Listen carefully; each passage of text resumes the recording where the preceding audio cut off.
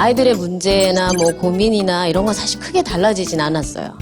내용 자체는. 근데 그 형태나 강도나 이런 건 분명히 달라지고 있거든요. 인터넷 스마트폰 이용 용도를 보시면 그 유아동이라고 해서 이제 초등학생 아마 저학년까지 포함되어 있을 것 같은데요. 게임이 압도적입니다. 게임이 압도적인데 이게 저희가 심각하게 생각하고 있는 문제점 중에 하나가요. 그 게임이라는 게 아무래도 시각적인 자극이 굉장합니다. 또 요즘 아이들 보면 집중 잘 못하죠. 그리고 조용한 곳에서 집중하는 모습 잘 못 보죠. 항상 이어폰 꽂고 그리고 시끌벅적한 데서 막 그 게임 방송 들으면서 막 숙제하고 있고 막 그럴 때 너무 걱정스럽지 않으세요? 근데 그만큼 아이들이 너무 어린 연령에서부터 이런 자극에 너무 많이 노출이 돼서요. 이제 그 자극이 없으면 집중을 도리어 못하게 되는 그런 상황에까지 이어진 것 같아요. 이제 청소년 같은 경우에는 인터넷 사용하고 스마트폰 사용이 좀 다릅니다. 인터넷 같은 경우에는 이제 게임. 스마트폰으로는 애들이 생각보다 게임을 그렇게 많이 하진 않아요. 화면이 적어요. 아무리 큰 스마트폰이라도 성에 안 찹니다. 그래서 스마트폰 같은 경우는 아무래도 이제 메신저. 근데 실제로 저희가 지금은 인터넷 중독보다는 스마트폰 중독에 더 초점을 맞추고 있어요. 이것도 진짜 금세 또 이렇게 변화되고 있거든요. 스마트폰을 항상 손에 들고 다니는 이런 접근성이 너무 뛰어나서 그래서 더 사실은 중독과 관련돼서 저희가 걱정하는 이유 중에 하나입니다. 게임하는 아이, 부모의 대응 방법은?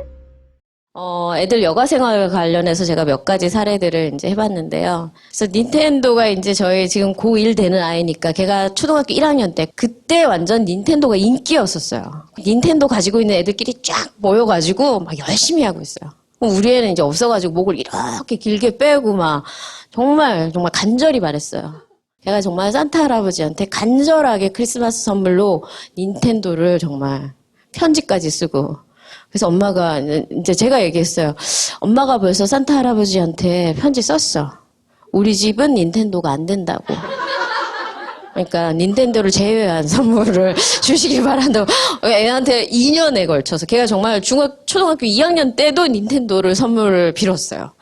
또 즉시 제가 또 엄마 벌써 편지를 보냈다고. 그리고 이제 게임에 이제 노출되다 보니까 어떤 게 있었냐면 처음에 이제 테일즈 런너를 초등학교 4학년 때 했었는데 되게 보면 괜찮아요. 왜냐면 동화 얘기 그 캐릭터들도 많이 나오고요. 왠지 건전한 게임 같아요. 달리기 게임이거든요. 달리면서 중간에 나오는 장애물도 막 아시죠? 이제 초등학생들 테일즈 런너 많이 하는데 아이템을 사야 돼요. 아이템을. 근데 이게 정말 이게 좀 얍삽하다고 그래야 되나요? 처음에 맨발로 달려요. 그래, 신발 종류별로 또 달라져. 뭐 슬리퍼 이런 거 신고 달리면 어떻겠습니까? 근데 애가 이제 하다 보면 그런 욕구들이 점점 생겨요. 근데 그런 걸 보다 보면요. 또 엄마로서 마음이 좀 약해져요. 우리 애가 경쟁에서 지고 있구나. 요걸 사주면 정말 생겨요. 정말 그런 마음이. 그래서 제가 게임 중독과 관련된 연수를 딱 듣는데 그 강사분이 마침 게임 제작과 관련된 뭐 이런 강사가 마침 있었어요. 그래서 제가 쉬는 시간에 울었어요. 우리 애가 뭐 이런 게임을 하고 있는데 이걸 사줘야 될지 고민이다고 그랬더니 참 난처해 하면서 결론은 뭐였냐면 사주지 않는 것이 좋겠다라는 거였어요. 끝이 없다라는 거. 만족할 수가 없다라는 거. 꼭 게임을 같이 해야만 아이와 소통하는 부모가 되는 건 아니거든요. 근데 대신 아이가 하는 게임에 대해서 궁금해하는 마음은 가질 수 있어야 돼요. 좋아하는 거 있으면 나만 몰래 이거 아니죠. 친구한테 얘기하고 싶지 않던가요? 애들도 똑같아요. 자기가 어떤 게임에 노출됐을 때 그걸 꼭 그 얘기를 하고 싶어요. 사실은. 초반에 아이들을 떠올려 보세요. 굉장히 그 얘기를 하고 싶어 하거든요. 자기가 좋아하는 것들을. 근데 어느 순간 얘기 안 하기 시작하죠. 한번 해요. 이렇게 꺼내봤더니 부모가 뭐 그런 거를. 야 됐어 너 공부나 해. 그러니까 그 하고 싶은 얘기를 부모와 함께 나누고 싶은 얘기를 못하게 되는 거죠. 그래서 안 합니다. 그래서 게임을 꼭 함께 할 필요는 없지만 적어도 애가 하고 싶어 하는 그 순간 같이 들어줄 수 있어야 돼요. 그리고 그건 무슨 내용이냐? 이런 건 들을 수 있잖아요. 스토리니까. 굳이 관심이 없지만 아이와 대화하기 위해서 할 수 있습니다. 의외로 효과가 있어요. 굉장히 열과 성의를 다해서 가르쳐 줍니다. 근데 제가 못 알아들을 뿐이에요. 우리 아이를 바꾸는 스마트폰. 이제 학교 현장에서 중2 학생이 있었는데 그 아이가 나쁜 아이가 아니에요. 평범하면서 진짜 참하고 착한 아이 있죠. 그 아이가 중2 때까지 스마트폰이 없었어요. 근데 그 반에 어느 날 짜잔 하면서 새로운 신형 스마트폰을 누가 가지고 온 거예요. 근데 얘가 너무 그게 어느 순간 그게 없어진 거예요. 근데 그 잃은 아이가 막 적극적인 아이라 막 결국 뒤져내서 그 훔친 아이의 가방에서 이걸 발견해냈어요. 결국 걔는 전학을 갔어요. 아이들에게 그래서 정말 스마트폰을 우리가 언제 사줘야 되나 사실 타이밍의 문제이기도 하잖아요. 제가 학교에서 보기에는 중3까지 없는 아이들도 있어요. 그리고 그 정도 없는 아이들은 이제 어떤 게 되냐면 난 특별하다가 됩니다. 그만큼 자존감도 빵빵하고요. 난 없어도 상관없어. 그리고 꼭 필요하면 엄마 카톡으로 이런 아이도 있어요. 그러면 주변에서 걔를 정말 답답해합니다. 네가 민폐다. 네가 연락이 안 된다. 야, 단톡방에 다 연결되는데 얘만 빠져 있는 거예요. 얘한테 연락하려면 얘한테는 따로 공을 들여서. 이제 그래서 그런데 버텨내려면 걔가 그 나름대로 자신의 결정이 있어야 돼요. 난 그래도 괜찮아. 좀 불편해도 괜찮아. 근데 그 역량이 되지 않는 아이에게 무조건 부모의 어떤 그걸 한다면 결국 이런 일이 일어나요. 왜냐하면 순간적으로 너무 그게 어떻게 작동되는지 어떻게 한번 만져보고 싶고 그럴 거 아니에요. 이런 상황이거든요. 그래서 그 아이와 그 가정, 부모와의 합의의 과정들이 반드시 필요합니다. 그 시기를 정한다는 거는. 외로운 아이의 친구 스마트폰. 그리고 이제 이 외로운 아이들, 사실은 아이들은 관계 맺는 걸 정말 원합니다. 애들이 지 혼자 잘 살고 싶어. 그렇지 않아요. 정말 같이 하고 싶어 하고요. 근데 쉬는 시간에 이어폰 꽂고 노래만 듣는 아이들 있죠. 그 아이들 사실은, 낄 데가 없어서. 이거라도 하고 있어야 버틸 수 있기 때문에 하는 거거든요. 근데 이게 악순환이에요. 그러면 얘한테 특히 말걸레가 누가 있겠어요? 이어폰 꽂고 있는데. 이런 얘기들을 많이 하게 되고요. 그리고 카톡 확인, 페메 수신 확인 이런 거 보면 이것 때문에 갈등이 많이 생깁니다. 친구 관계에서. 카톡도 확인이 했다는 표시가 나죠. 그리고 페이스북 그 메시지도 보면 읽어놓고 나한테 반응을 안 해. 나한테는 자고 있다 그랬는데 나중에 들어가 보니까 그 시간에 다른 애랑 활동하고 있었어. 배신감에 몸을 떠는 자녀분들 경험하셨죠? 실제로 이게 굉장히 아이들한테 스트레스를 주고 있는 거예요. 관계에서의 문제에서. 이제는 실시간 확인입니다. 예전에는 그 미묘한 눈빛이나 틱틱거리는 말로 확인했는데 이제는 이런 걸로 통해서. 그래서 애들이 문자 대화가 자꾸 더 익숙해지는데 저는 이것도 걱정입니다. 항상 한 방향으로만 보고 얘기를 하는 것들. 그래서 애들이 말의 뉘앙스도 잘 못 알아들어요. 얘가 정말 나를 좋아하나? 싫어하나? 자기는 진정한 친구가 없다는 얘기를 많이 해요. 근데 주변에서 봤을 때 걔는 친구가 굉장히 많은 애예요. 그리고 얘가 친구 관계에 고민이 있다고 그러면 다 의아해하는 애들이 요즘 대부분이에요. 대부분. 대인관계 좋고 활달하고 사교성 좋고 성격 좋고 이런 얘기 듣잖아요. 근데 걔가 상담실에 와서 저한테 고민을 얘기할 때는 진정한 친구가 없어요. 애들이 정말 많이 외로워하는 거. 그리고 온라인상 친구들이 더 편한 거죠. 실제로 부적응 단계를 거치고 있는 친구들은 학교 반에서 친구들이 없어요. 이게 더 심해지면 우리 학교에서 친구들이 없어요. 그러니까 온라인에서 주로 만나는 다른 학교 아이들이랑 방과 후에 주로 놀아요. 근데 다른 학교 아이들이랑 노는 걸 저희가 굉장히 경계하거든요. 노는 영역이 너무 넓어져가지고요. 사고 칠 위험들이 너무 커져요.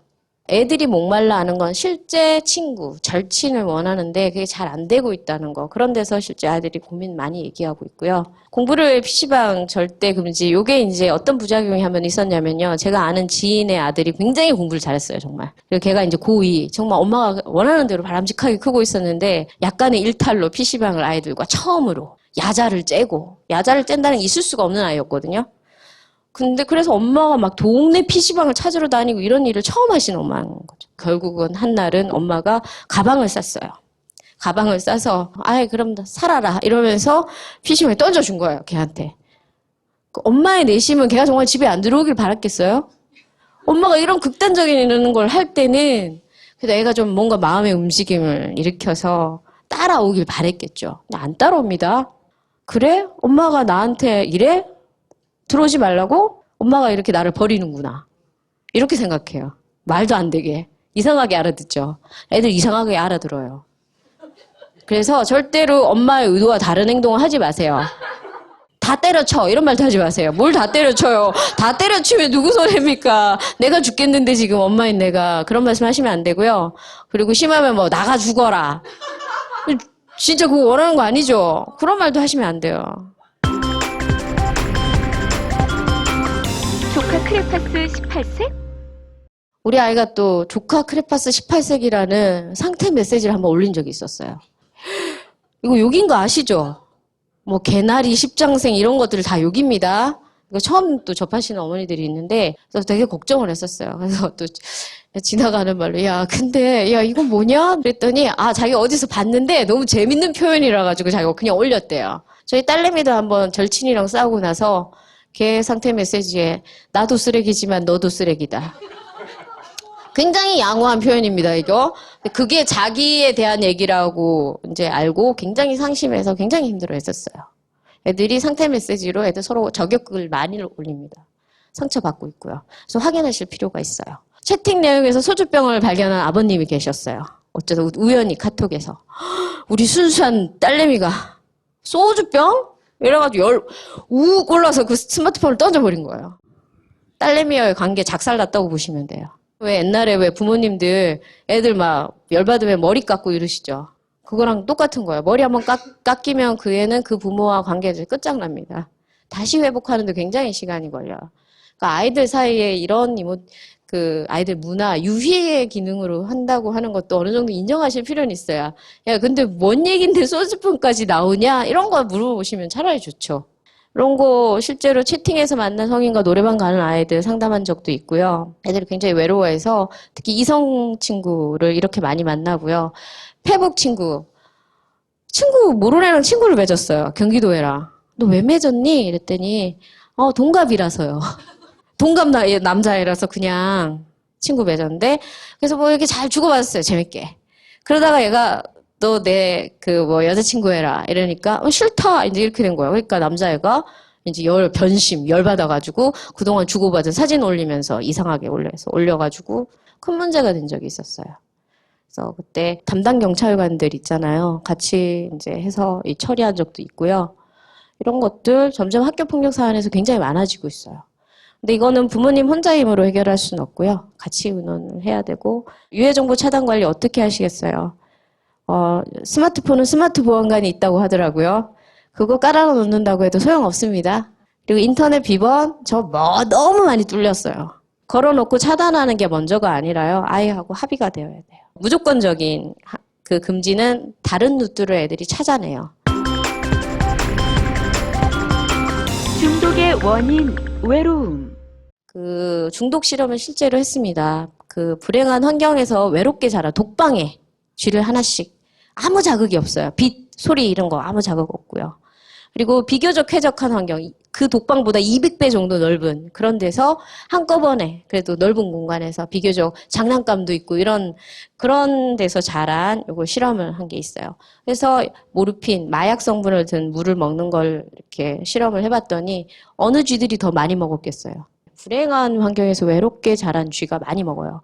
얘네들도 근데 그걸 먹어요. 우연히 이제 먹었는데 더 먹을 수도 있는데 얘들은 그 다음엔 안 먹어요. 그게 필요가 없어요.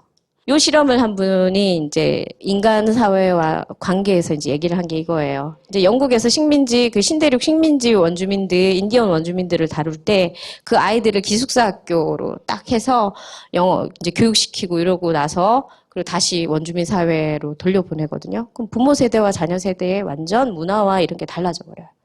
그래서 그 다음 어떤 문제가 있었냐면 알코올 중독 문제가 정말 큰 문제가 되었어요. 그래서 이런 영국인들이 이렇게 얘기했어요. 인디언 자체가 문제다. 얘네들은 유전적으로. 안 된다. 근데 실제로 인디언들은 그전에도 술을 만들 줄 알았고 술을 먹을 수 많이 먹었었거든요. 근데 중독의 현상이 이렇게 대규모로 나타나지 않았단 말이죠. 그래서 중독이라는 건 이제 이런 거죠. 자신을 괴롭게 하는 대처 불가능한 것으로부터 우리가 특정 수단을 도피하는 거. 그럼 우리가 아이들을 적용해 볼 수 있겠죠? 실제로 문제의 본질은 인터넷, 스마트폰, 게임 이런 게 아닐 수 있다는 거예요. 애들을 괴롭게 하는 뭔가가 있다는 거예요. 애들이 괴롭지 않으면 도피하지 않을 거라는 거죠. 인터넷 중독, 스마트 중독을 해결하는 것도 특별하지 않습니다. 최근의 경향도 다른 적응력을 전반적으로 올리는 거예요. 스마트폰만 못하게 하는 게 아니라. 그걸 조절하는 게 아니라 다른 생활의 적응력까지. 그래서 그거를 하려면 관계 회복입니다. 그래서 그동안 얘한테 계속 뭔가 안 먹히고 있었다면 부모 자녀 관계에 이미 삐걱거림이 있기 때문에 스마트폰이든 인터넷이든 문제가 되고 있다는 거죠. 거의 모든 정답이 사실은 그래요. 근데 이제 이 관계 회복을 어떻게 하느냐는 항상 문제가 되고 있어요. 이게 정답이었고 그 가정, 그 부모의 성격이나 가정의 분위기 이게 다 다르고요. 심지어 아이들의 기질까지 다르기 때문에 이 집에는 이게 적용되던데 우리 집 그거 똑같이 가져오면 안 됩니다. 예를 들면 어떤 가정에서는 집에 와이파이를 끊어놨어요. 데이터, 주어진 데이터만 사용하게. 그거 좋은 방법이네. 우리 집에도. 그거를 막 그렇게 함부로 집에 적용하시면 부작용 생겨요. 항상 그 적용하는 과정은 우리 가정의 문화와 함께 시간을 들여서 주변 여건을 파악하고 난 뒤에 이렇게 적용하는 게 필요하지. 저 집 아이에게 효과 있었던 걸 우리 집 아이에게 함부로 하시는 그런 거 곤란하고요. 대단하고 특별한 대화법 없습니다. 대화법 많이 배우러 다니시죠. 일단 아이한테 관심이 가지고 있어야 돼요. 애가 하고 있는 게임이 뭔지 얘기 나누실 수 있어야 돼요. 그리고 아이가 어떤 생각을 하고 있는지 궁금하다면 물어봐야죠. 저희는 계속 물어보라고 합니다. 그냥 궁금해서 정말 물어보는 거 있죠. 이렇게 물어보시면 애는 얘기해 줍니다. 그리고 너무 그동안 관계가 꼬여 있어서 애가 처음에는 얘기를 잘 안 해줄 수도 있어요. 시간을 들여서 진짜 순수한 궁금증을 가지고 물어보고 관심을 가지면 서서히, 정말 서서히 나옵니다. 서서히. 그리고 결국 감정의 문제거든요. 관계도. 감정이 움직이지 않으면 애들 절대 말 듣지 않습니다. 그래서 관계에서 감정이 서로 편안할 때 움직여야 되고요. 그리고 도움 요청하기. 아이가 힘들 때 엄마 왜 안 찾았어? 이런 말씀 하시면 곤란해요. 확신을 준 적이 없거든요. 그리고 너무 걱정하는 엄마에게도 아이는 도움을 요청하지 못합니다. 죄책감 가지거든요. 우리 엄마 나 때문에 힘들어. 이렇게. 그래서 든든하게 받쳐주면서 그것도 필요하고요. 아이 앞에서 너무 나약해도 아이가 도움을 요청하지 못하고 또 너무 무심해서 그래도 도움을 요청하지 못하고요. 이제 요 도움 요청하기가 잘 되는 아이들은 사실 자존감이 높은 아이들이에요. 약한 아이가 아니에요. 의외로. 그리고 그 바탕을 해서 스스로 심리적 독립까지 이뤄내는 이제 그런 과정들을 우리가 볼 수 있고요. 실제로 우리 아이들은 과거 세대에 비해서 너무 사실은 선택의 폭이 넓어져 있는 상태예요.